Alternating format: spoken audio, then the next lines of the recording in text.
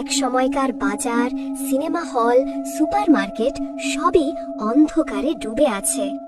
দোকানের শোকেসগুলোতেও এখনো কিছু জিনিসপত্র ছড়িয়ে ছিটিয়ে রয়েছে, তবে সেগুলো আজ ধুলোবালির স্তরে হারিয়ে গেছে।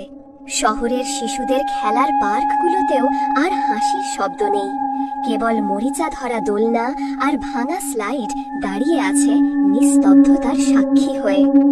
ট্রেন স্টেশনগুলো ফাঁকা, রেল লাইন মরিচা পড়ে লালচে রং ধারণ করেছে।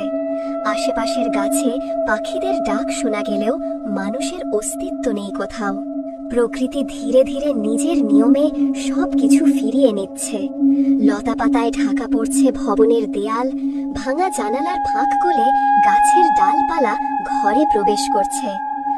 শহরগুলো যেন এক একটি জীবন্ত জাদুঘর, যেখানে প্রতিটি ইট পাথর অতীতের গল্প বলে যায়, মানুষের স্বপ্ন, আশা আর হঠাৎ থেমে যাওয়া জীবনের নিঃশব্দ সাক্ষী হয়ে।